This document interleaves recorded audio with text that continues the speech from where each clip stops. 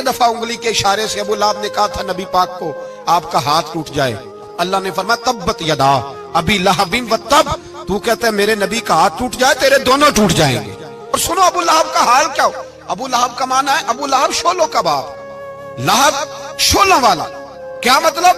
अबू लहब इतना हसीनो जमील था कि उसके जो रुखसार थे शोलों की तरह चमका करते, इतना खूबसूरत था, लाल सुर्ख रंग था, खूबसूरत आदमी। अरब में जब गुर्बत थी तो इसके घर में उस वक्त भी 2 ईंटें सोने की थी। इतना मालदार आदमी था और सरदार था सारे मक्के का।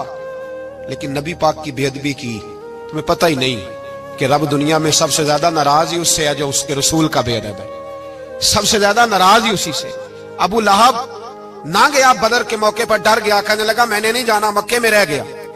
ना गया जिहाद के लिए, मुसलमानों के खिलाफ ना निकला। लोगों ने बड़ा इसको लान तान किया, लेकिन कहने लगा मेरे खर्चे पे 4-5 बंदे ले जाओ, मैं नहीं जाऊंगा। पीछे रह गया। लोग कहने लगे बच गया, लेकिन इसके जिस्म के अंदर ऐसी बीमारी निकली कि रेशे से भर गया सारा वजूद। रेशे। इसके बच्चों ने ले जाके अबू लहब को पीछे एक हवेली थी मक्के के बाहर, उसमें बंद कर दिया। चीखता था, चिल्लाता था, बंद कर दिया उसको ले जाके वहां पीछे। और जब उसको बंद कर दिया कमरे में तो चिल्लाता था, चीखता था, कोई मुझे बचाओ, कोई पानी पिलाओ। दरवाजा तोड़ के बाहर निकला तो चौक में मर गया अबू लहब। इतनी बदबू आती थी कि कोई करीब नहीं जाता था। चौक में लाश पड़ी थी। यह है मैयत किसी बेअदब की, मुंह दिखाने के काबिल नहीं, उनके दुश्मन पे लानत खुदा की, रहम पाने के काबिल नहीं है।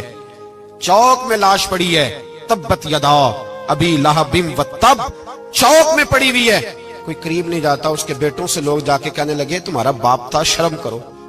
एक मुलाजिम को पैसे दिए उसके बेटे ने, कहा गड़ा खोदो और मेरे बाप को रस्सी के साथ पकड़ के उसमें फेंक दो। एक गड़ा खोदा मक्के की गली में और रस्सी के साथ पकड़कर, रस्सी के साथ बांध कर उसकी टांग को घसीट कर उस गड़े में डाल दिया, ऊपर से मिट्टी डाल दी, बदबू का वो ढेर बंद कर दिया। अबू लहब मक्के का सरदार था, पर जाने कहां मरदूद दफन है। लेकिन मियानी साहब के कब्रिस्तान में जाओ, मियानी साहब के कब्रिस्तान में वो इल्मुद्दीन जिसे अपना नाम भी नहीं लिखना आता था, हजारों लोग रोजाना उसकी कब्र पे खड़े होते हैं और रसूलुल्लाह की नाते सुनाते हैं।